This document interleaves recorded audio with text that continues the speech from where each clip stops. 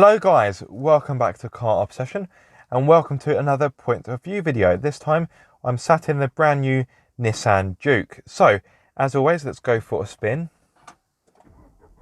and take you guys along for the ride. Move that will get in my way.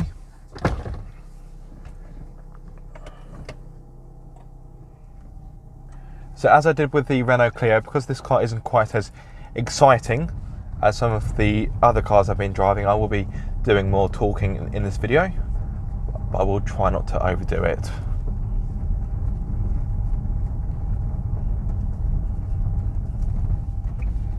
Well, I do hope this angle is okay for you. It's always difficult to get the right angle.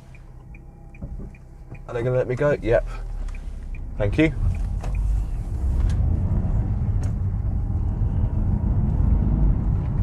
Oh, look at that. Alpine. Now, forewarning, there are a lot of interesting cars driving around today, so there is a good chance I will get distracted. But if you like a bit of car spotting, then that is an added bonus for you. I think there's some kind of classic car rally going on today. I know that wasn't a classic car, although it's inspired by a classic car, of course the Alpine A110. Anyway, let me get onto the Juke before I completely lose track of the topic matter. So here we are in the brand new Nissan Juke. There's only one choice of engine available, quite interestingly and probably annoyingly to some potential buyers. It is a 1 litre 3-cylinder turbocharged petrol. It offers 117 horsepower along with 200 newton meters of torque. It can either be mated to a 6-speed manual gearbox, which is what I have here, or a 7-speed dual clutch automatic.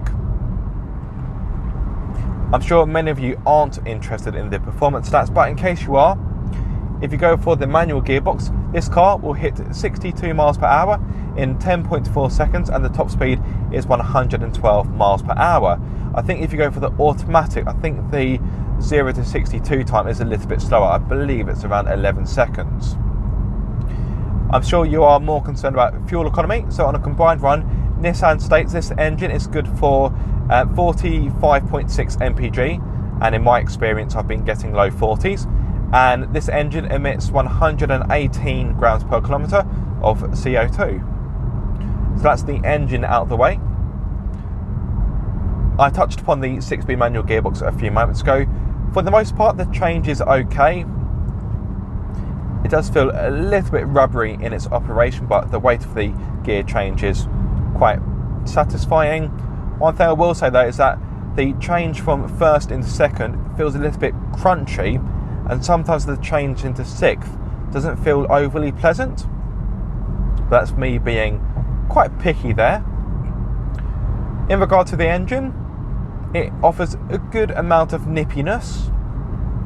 And on these faster country roads, it doesn't really feel out of place or underpowered.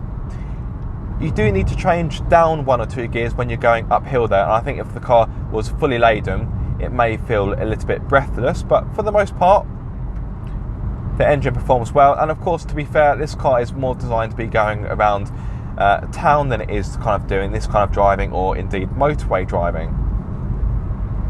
Anyway, I'll shut up for a few moments, let you soak up the experience.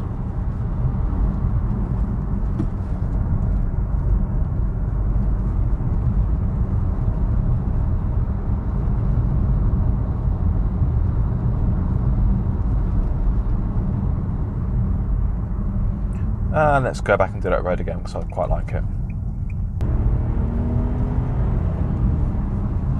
The power starts to come in once you get past 2,000 revs, and it stays there. Oh look, there's the old Nissan Juke. Oh, ugly. No, get a new one, mate. And the power starts to fizzle out once you get past 5,000 revs. So you've got a power band of about 3,000 RPM. So not too bad. The engine does feel pretty flexible, pretty responsive. You do actually have 3 driving modes. So as it stands, I've got it in standard. I've got a little button down here marked D mode. So tap it down, that puts me into eco to give you more fuel efficient driving, of course. But tap it up and you get sport mode. This makes the steering heavier, and it also gives you a better throttle response. Oh blimey, a deer just ran straight out in the road then. I can actually see it going across the field, but you guys won't see it on camera. That was pretty close. Anyway, yes, where was I? Oh yes, the sport mode. Yeah, so pop it into sport mode and the car does become quite lively, quite fizzy. Would I say it is enjoyable to drive? Not really, no. This car isn't bad to drive. And in all honesty, it's not been designed to be a driver's car, of course. It's a practical, small family SUV. I'm sure when I get the Ford Puma next week, I reckon that will be better to drive than this. Put your teeth back in, Aaron. Of course, the Ford Puma is based on the Ford Fiesta. Mind you, having said that, so is the Ford EcoSport, and I thought it was quite a mediocre car. But anyway, my thoughts on the Puma will come soon. The Juke is built on the same platform as the brand new Renault Clio and the brand new Renault Captur. In case you're wondering, that is the CMF-B platform. And the engine is also co-developed with Renault. Now, as I'm going at a lower speed, let me talk about the ride and the comfort. The low-speed ride of the Juke, it is quite jiggly. There is a firmness to it, but it's not quite as firm as some other Nissans I've driven, so this is an improvement. But no matter what kind of speed you're doing, the ride is quite choppy. It feels almost boat-like, and that sounds a bit rude, but that's merely my opinion. And the ride seems to get a bit more choppy with speed.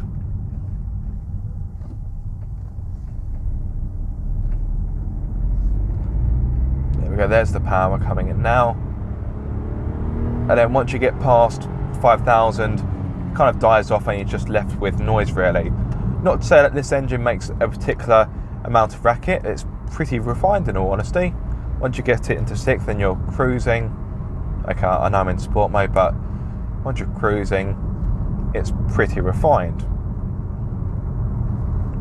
The same can't be said for the road noise though. This car is the Tekna Plus, so this is just below the range-topping Premier Edition, and this has a starting price of £24,360 if I'm not mistaken. And as standard, you get 19-inch alloys, which are pleasing to look at. But of course, the larger the alloy, what's the best way of putting it? The lower amount of ride comfort you get. So if you are concerned about ride comfort, you may want to look at one of the lower spec models that has smaller alloy wheels. But the ride comfort for the most part is okay. These seats are comfortable. They are trimmed in leather and Alcantara. They are very pleasing to look at, very premium, very plush.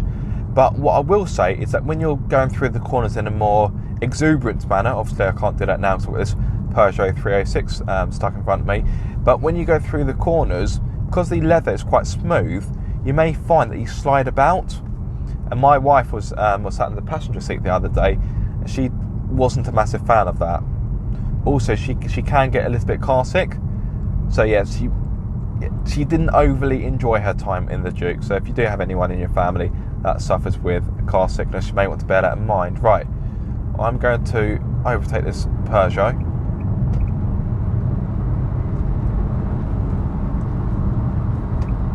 There we go. So that's a good example of the engine's flexibility and power. Of course, it hasn't got loads of torque, but it proved enough to get me past that old Peugeot a few moments ago. Yeah, I must admit there is a fair amount of noise coming into the cabin right now. I don't feel as if I need to shout at you, but I'm certainly thinking about my voice volumes and whether or not I need to increase them. There's also a bit of wind noise as well to contend with. So if you're looking for a refined small SUV, this may not be the car for you. Now, what are you doing? You're just braking a fair bit. Okay, fair enough.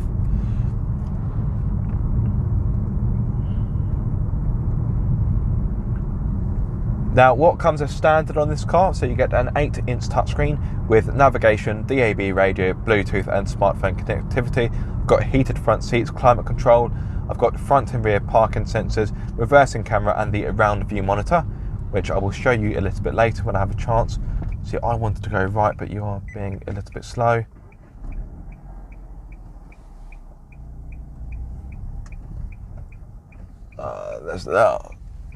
Let's go this way.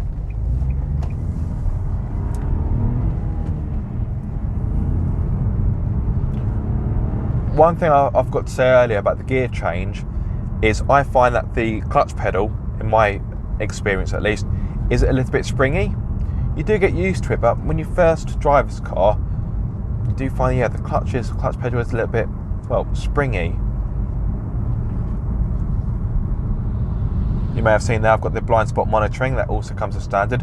And this car has got a fair amount of safety features, so it's little surprise that this has been awarded 5 stars by Euro NCAP. So if you want a safe, small family SUV, it's definitely worth looking at this car. A beautiful view of the South Downs there. It is a glorious day as we start to get into autumn in the UK.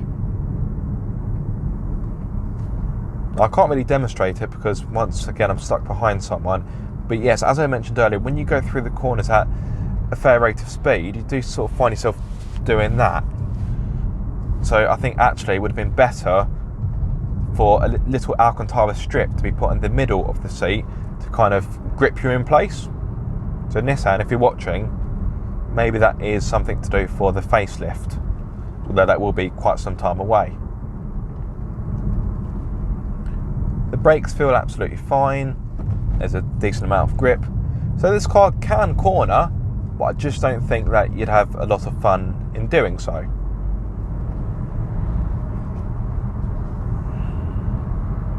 I will need to put the climate control on. It is getting quite warm in here.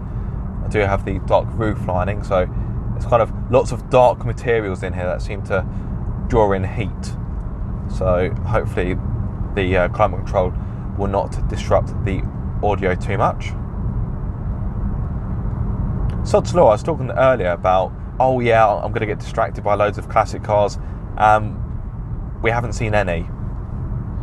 So I think the classic car rally, I think all the cars have passed through this area and probably won't come back through until later today. So yeah, for the car spotting fans, I'm sorry, I think I've disappointed you in that regard.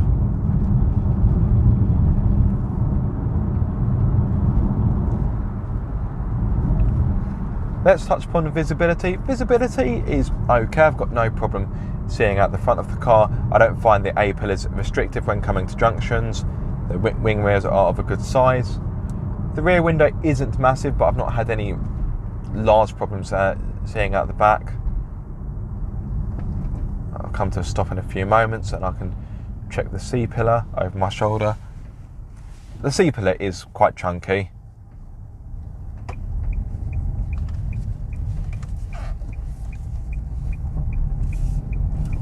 The steering, when you're just going about town, I know I'm not going about town now, but at lower speeds it's nice and light.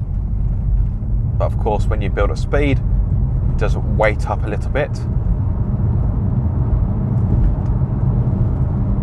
Yeah, this car, when you want it to, it will get a bit of a move on. One thing I haven't mentioned as of yet, in case you're wondering, this car is front-wheel drive.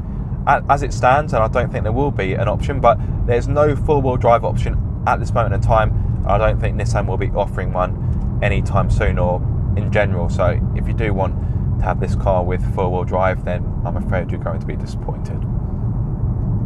Earlier I did say that the suspension is quite firm at lower speeds. Once you get up to cruising speed, the ride is actually quite supple, but as I mentioned, it is quite choppy. The chassis, it just never feels settled or comfortable. It's always busy, it's always jiggly, always doing something.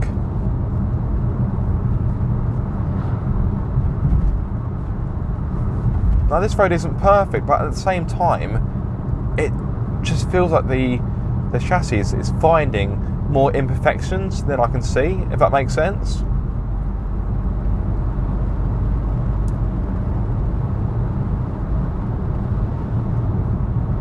I wouldn't call it uncomfortable, but at the same time, it just doesn't feel like a relaxed ride. It just feels, dare I say, just a little bit frantic.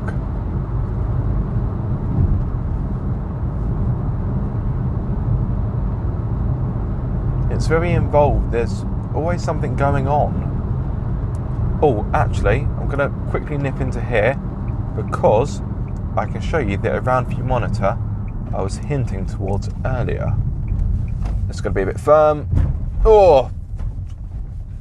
Yeah, that was actually more of a thud than I was expecting, I must be honest. Right, stop here.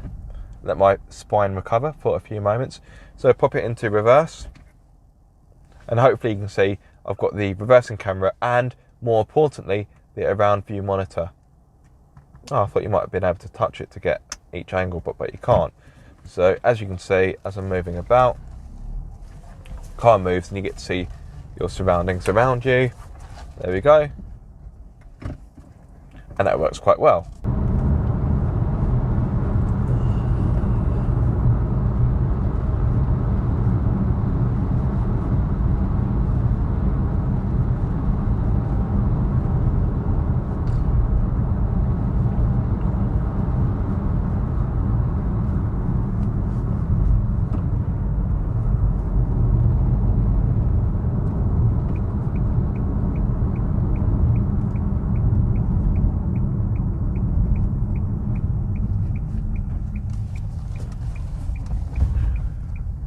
And there we have it.